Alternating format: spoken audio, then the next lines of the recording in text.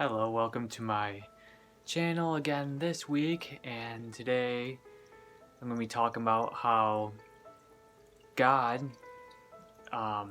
changed my abusive dad when I was growing up before he passed away to become a better person, and we forgave each other. So, what that was like was, throughout my childhood, some examples of that, so you know how bad it was he would physically fight my mom and verbally. He was my biggest bully growing up throughout high school. He would call me a loser and everything else. Skinny, gay, all that stuff. Even though I am straight and stuff too. Like, he would just say things like that, be a bully. He would physically hit me as well, and he would choke me. He couldn't find a video game for himself one day, so he started choking me. My cousin called the cops on him. I was like 5 years old. He would say things to me. They wanted to kill me a lot. He would say he wanted to break every bone in my body, all these types of things. He would just attack us nonstop. He almost broke my sister's hands because she touched the phone during dinner. There's random things to flip out on. We think it could have been because he had PTSD from the military. Who knows why? Or it was the thing that made him have a brain bleed that ultimately killed him at the end. My mom probably should have left, but she stayed with him because she went to counseling and heard that she should for the kids. But honestly, of all my time growing up so far and being religious and reading the Bible and everything like that, I feel like he did a lot of things that says he could get divorced for, but ultimately she stayed with him. So, senior year of college, I stayed at my friend's house. That's how bad. I never went home. I started going home a little bit because something told me I should, the beginning of college.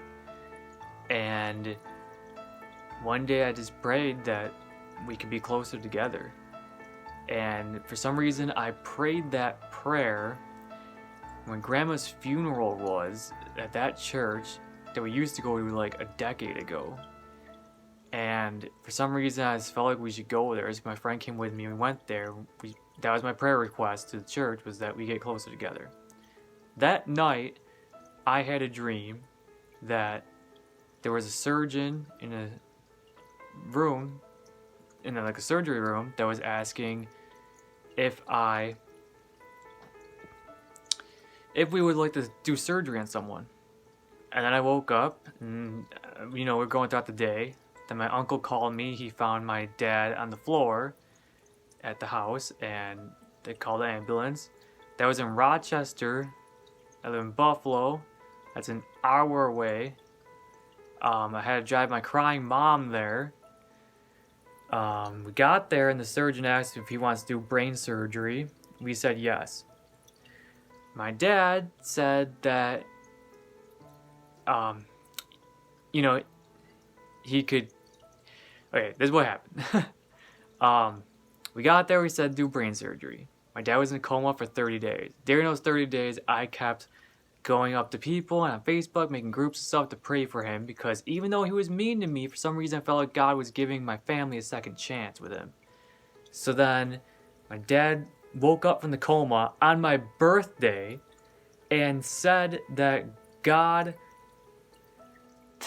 that basically he went to heaven and he saw people there. He was able to name people of my family that we had no idea existed until we looked up on Ancestry.com and stuff like that, and throw out old books and stuff.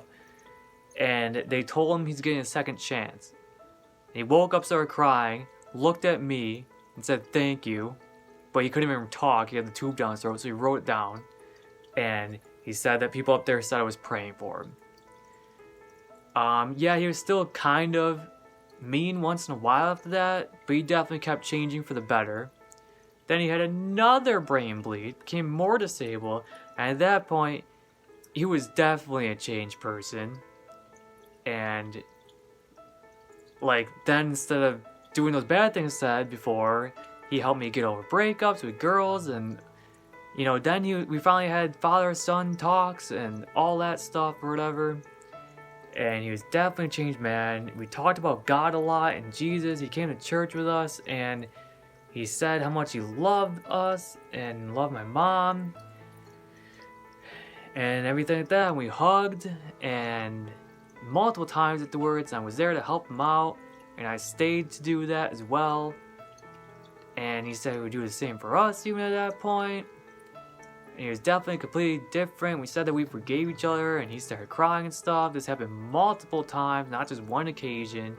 He lived for years stable, and he's definitely changing for the better at that point. So I believe that, yeah, he's probably in heaven right now.